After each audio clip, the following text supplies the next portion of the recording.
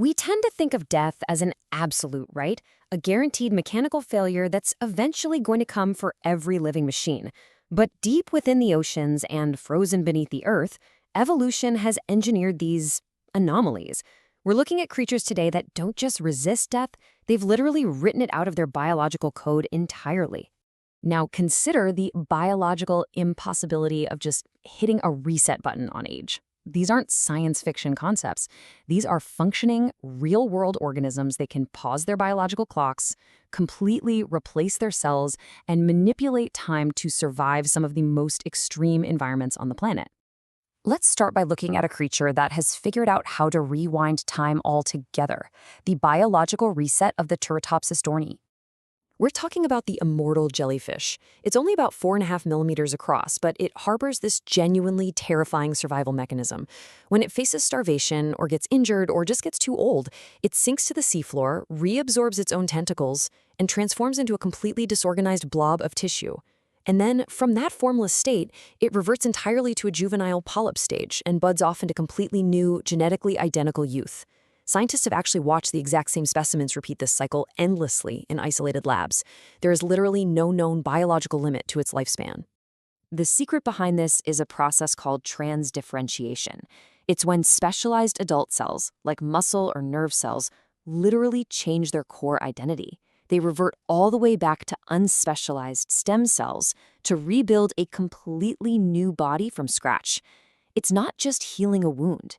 It's a total systemic reversion of an adult form back into an embryonic state, executed repeatedly to conquer changing ocean environments. So if the jellyfish defeats time by rewinding it, the Alaskan wood frog survives by just pausing time completely. For most organisms, freezing is a death sentence. Internal ice crystals act like shattered glass, just shredding delicate cell membranes and rupturing organs. But the Alaskan wood frog? It completely embraces the freeze. For up to 7 months in brutal -18-degree winters, it becomes a literal biological ice cube. We are talking about 0 heartbeat, 0 blood flow, and a total flatline of brain activity.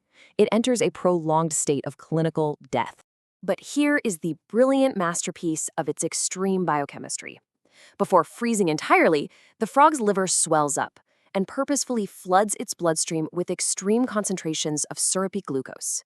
This sugar acts as a biological antifreeze inside the cells, the intracellular space, keeping them unfrozen and viable, while the outer, extracellular spaces are allowed to freeze solid.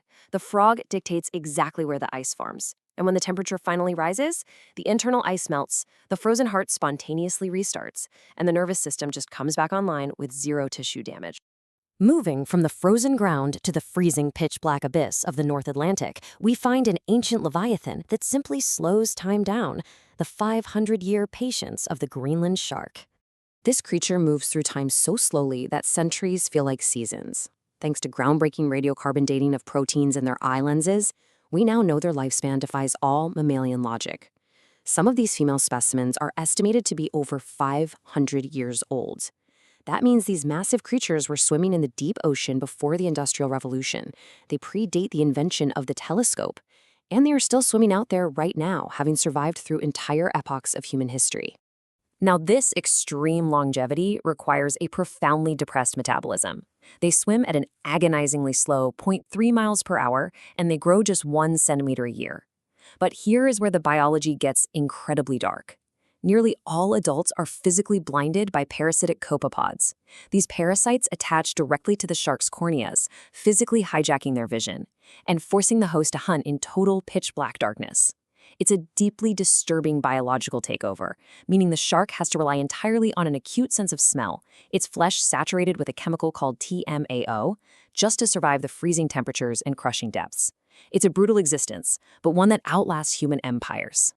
But what if defying death wasn't about preserving the one body you have, but possessing the ability to endlessly rebuild it from utter destruction?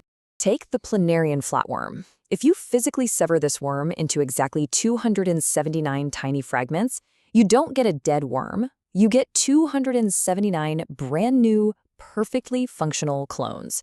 Each microscopic piece rapidly reorganizes itself, growing a completely new brain, nervous system, and digestive tract in a matter of days. For this creature, extreme physical destruction is really just a trigger for aggressive mass reproduction.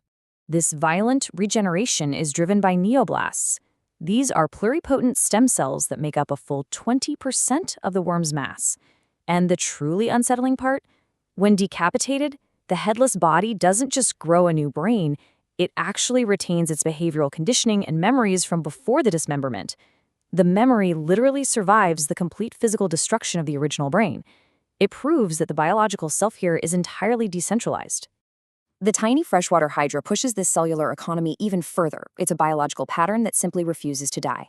In some pretty brutal lab experiments, scientists have reduced hydras to loose, disorganized cells, literally spun them in centrifuges, and watched as the isolated tissue fragments autonomously crawled back together to assemble a functioning organism. Every single cell in the hydra is completely replaced every 20 days. It's not a fixed physical body. It is a relentless pattern that refuses to degrade. Finally, we arrive at the absolute master of extreme biological defiance. The unkillable astronaut outlasting the apocalypse. We're talking about the tardigrade, a half-millimeter invertebrate that has successfully survived all 5 mass extinction events on Earth. When its environment turns deadly, the tardigrade initiates a shutdown sequence called cryptobiosis.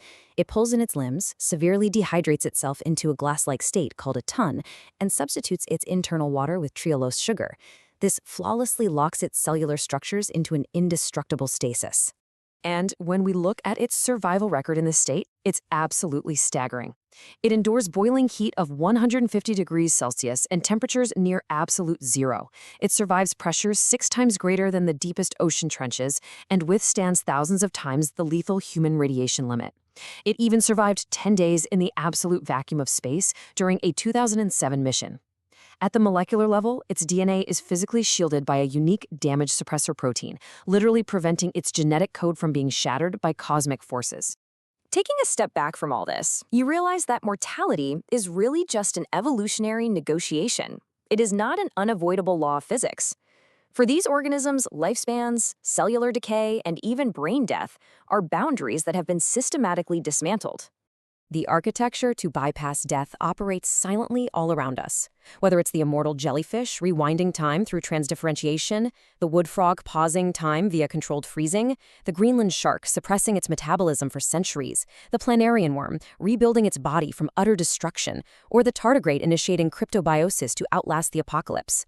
These cheat codes are actively running in the background of our world. Which leaves us with one final, haunting thought to end this explainer. Nature has already engineered the blueprints for bypassing death. So how long will it take for humans to figure out how to decode them?